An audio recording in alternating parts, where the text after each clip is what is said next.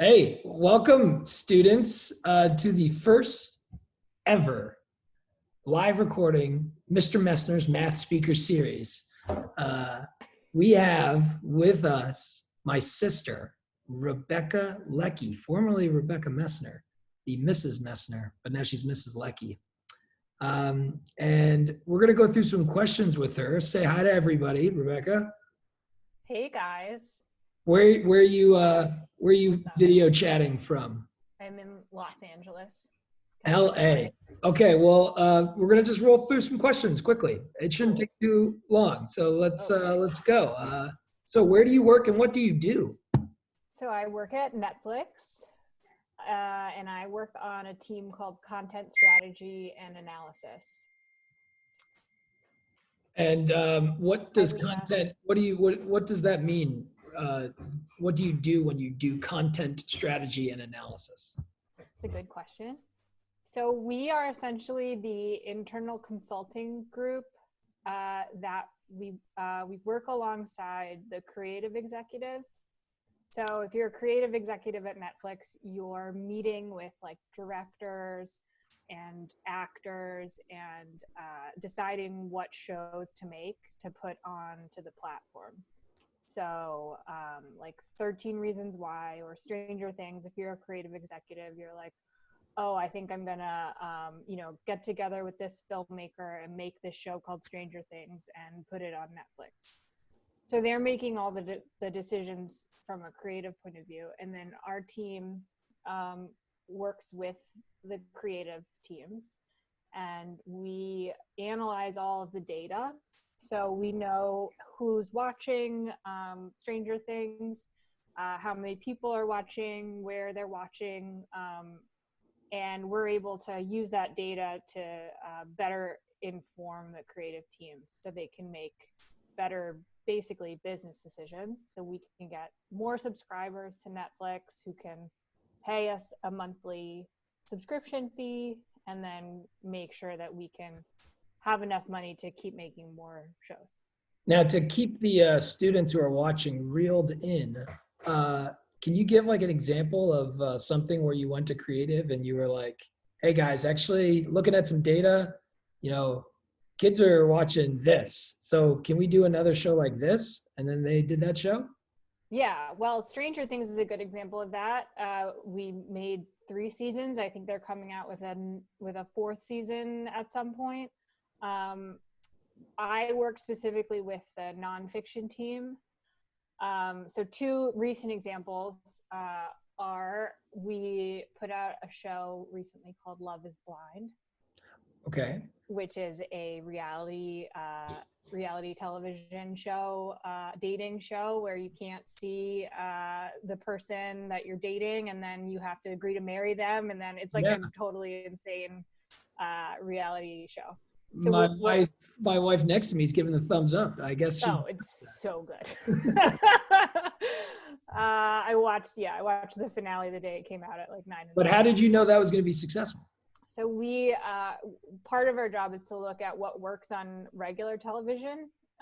So we're trying to sort of make our Netflix original reality TV programs similar to what we have on like network television, like with The Bachelor, right? So like a ton of people watch The Bachelor. They tune in every week. They watch it for it's like 2 hours long. They're like tweeting. Everyone has like watch parties and whatever. Oh gosh. So we're like, how do we make something similar? So like we would use the data we would see on the data to tell us that The Bachelor is a big show, and then we would say, okay, let's make something similar. So we would encourage the creative teams to come up with something similar to The Bachelor, which is how you got Love is Blind. Awesome. Another recent example is the show Tiger King. No. Are your students old enough to watch that? I'm sure they are, actually. I'm sure they're all watching it. So the executive producer of Tiger King made a documentary for us about the Fire Festival, which is also really highly recommend. Yeah. Oh yeah, we watched that one. A lot of people watched the Fire Festival documentary, so we're like, oh, this guy who made the Fire Festival documentary really knows how to make something that a lot of people will want to watch. So then we say, okay, yeah, go ahead and make whatever he wants to make. So he made the Tiger King show, which So is you go off 7 times as crazy and insane. we have as 2 the episodes Fyre left. Festival We did. can't wait.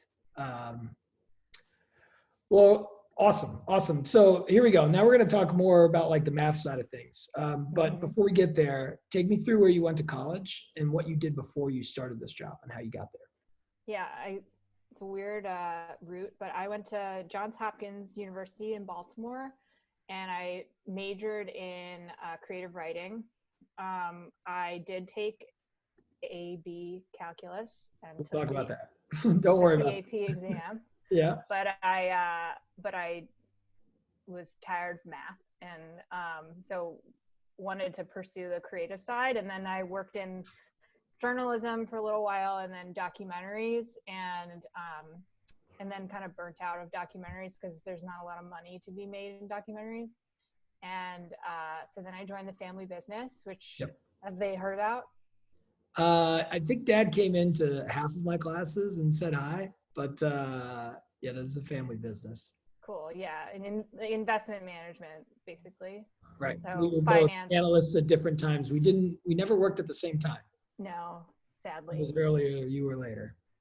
Yeah, and so yeah, I worked on Wall Street and was an analyst covering the media industry, which is like trying to figure out, how like Netflix and Disney are going to do in the stock market, how they make money. And then I went to business school at NYU with the goal of working eventually at a media company. And then I got a job at Netflix. Cool.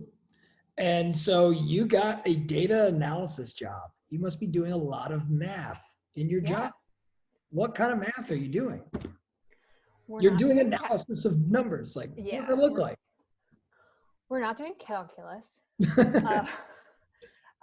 We do a lot of like spreadsheet math, where we have like big data sets with a lot of numbers, and we try and look for patterns in those numbers to be able to come up with, for like as an example, like a trend line of like how many people are watching a show over a certain amount of time. The reality of this is that like the math is not super complicated. We do have metrics that we've developed internally. So we sort of made up these metrics. They're like metrics that only we use at Netflix, and they're proprietary, which means that we can't talk about them. But like maybe I would say like on YouTube, if you have a YouTube channel, you can see like your average watch time. Yeah, sure. Like a metric or like number of views. Right. Stuff like that. Stuff like that. But you guys create your own metrics. Yeah. And sometimes those can be kind of complicated, but really at the end of the day, you're just kind of like, it's like a lot of addition, subtraction, and division. Right. Percentages. Yeah. We use Excel a ton. So we have to be really good at Excel. Are you shifting to Google Sheets or are you staying with Excel? We're the only team at Netflix that uses Excel, because Google Sheets isn't quite there yet in terms of how many numbers you can have. Like we use really big spreadsheets, and that's hard when you're working in Google Sheets. Yeah, I'm still an Excel purist as well. Yeah. Probably everyone else in the company uses, like, we all use Google Hangouts and Google Docs, and you're all Google. Lots of charts that you have to create, I'm sure, to present and inform decisions and present to others, correct? Yeah, we make a lot of decks, so like Google Slides or PowerPoint presentations when we're trying to like present our data. So like it really looks like we kind of like work with huge spreadsheets and like crunch a ton of numbers, and then we'll come up with like a recommendation, and that'll be like a 1-sentence recommendation that we like then make into a really pretty chart and put into a really pretty presentation, so we can, like, it's our job to explain the really complex like numbers and data in a way that creative people who aren't math people can understand them. So the presentation is really important. Yeah. Awesome. Making math accessible is Yes. what you're doing. Yeah. Yeah. Um, you don't learn how to do that in calculus. And let's shift over to my students who are in high school and they're about to go into college and they're about to make decisions about what math classes they need to take in college and what major they should be in. Tell me, what was your experience in high school with math? And you said you took AB calculus your senior year, and then like Mhm. what you say you're writing seminar. So I'm sure you weren't required any math classes, but did you take any math classes in college? And what was your experience with math in college? Like, where did you learn all this math to become this data analyst for Netflix? Uh, I didn't take math in college. I can't remember. I actually think I might have. So what happened was our dad, Our dad. Yep. really wanted me to take Calc 2 in That's the college. hard one. That's the hard one. It was really hard. So I get there and I'm at Johns Hopkins, and the only people at Johns Hopkins who take Calc 2 are the engineers and the pre-med people, because you have to take calculus Right. if you want to be an engineer or you want to be pre-med. And I roll up like creative writing major, and I'm like, I'm taking this for fun, and it's really hard. And I went to my TA and I was like, I'm having a really hard time. I was always good at math, but never really like wanted to pursue it. I did fine on the AB Calc test, and I think did well in the class. And my TA was just like, what are you doing here? Like, if you don't need to take this class, why are you taking it? And I was like, I don't know. Do you think you would have said the same thing if you like took the BC test and got like a 4 or something like that? And say you were a business major and you needed Calc 1 and Calc 2. Yeah. You think it would have been valuable because you're in a business, you're working in business, you're doing data analysis in a business. Do you think I think that like the most important thing is in how it translates to what I do now is like being able to think quickly and creatively about numbers. So I think you can I don't think you can use calculus to help you do that. You don't need to, but definitely like statistics was super helpful in business school then, and then working in Wall Street, statistics is important. Accounting is important. Accounting is really just addition. Yep. And subtraction. Yep. But still you need to be really comfortable with numbers. So I think whatever can get you there, it's good to push the boundaries and to keep an open mind about what you think you are good at and what you think you are interested in. And that's something that I graduated high school and I was like, I'm never doing math again. I remember throwing my books away and being like, yeah, I hate math. And it took me 6 or 7 years later to be like, wait a minute, I actually liked math and I was good at it. So I'd say if you're good at it, but you don't think you want to do that specifically, don't count it out, because it's a very, very useful skill, and it could help you later in ways you don't really, right. Just because you might think calculus is not up your alley, and just because maybe you're not going to go down the engineering track doesn't mean you're not going to use math and data analysis, and don't just eliminate your options out there. Totally. Yeah. I mean, because the way high school works, right, is you go geometry, algebra, whatever, calculus is the top. So you think if I am going to use math, it has to be calculus at the top. But it's you could make a whole career out of accounting, for instance, which was just addition and subtraction. Right. And working with spreadsheets. And yeah. I'm sure most of our acquiring of knowledge of data analysis and spreadsheet came from on the job working at Dad's fund. Is that correct? Yeah, for sure. Right. So sometimes you discover and learn a lot of math once you're on the job. Probably because on our side of things, the educational side of things, we don't realize that we should be teaching this stuff. We focus on calculus, which is a hard course, but maybe not applicable. But that's okay. That's a conversation for another time with people in government, I guess. Uh, Yeah. so do you know of any time you use calculus in your job? We use like growth rates, Okay. right? Growth is really important. Yeah. So that's a derivative. Yep. Yeah, Yeah. good. See? But you kind of probably look at it visually and see like, is the growth rate accelerating? That's a second derivative. Is it decelerating? Is the growth rate going negative? And Yeah. you can look I at mean, that's a huge part of our business, like Netflix as a whole, and then like us in content also.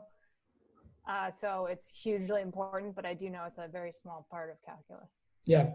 Okay. 2 more questions. Thank you for your time so far. Here we go. If you could go back in time and give your high school self any advice, first, like relative to math coursework and math in general, and then just in general, what advice would you give?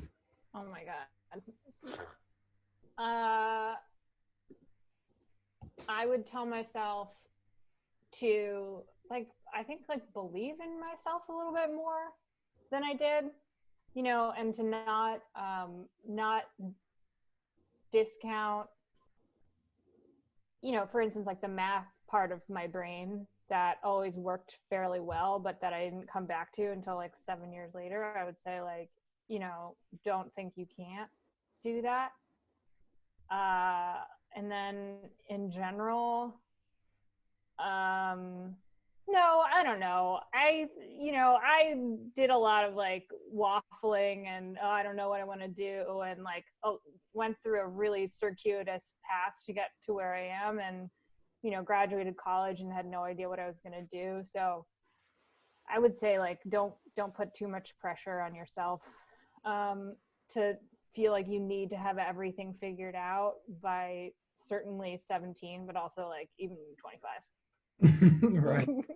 Because you'll get to where you need to go eventually, as long as you pursue what you're passionate in and what you think you're good at, and keep an open mind.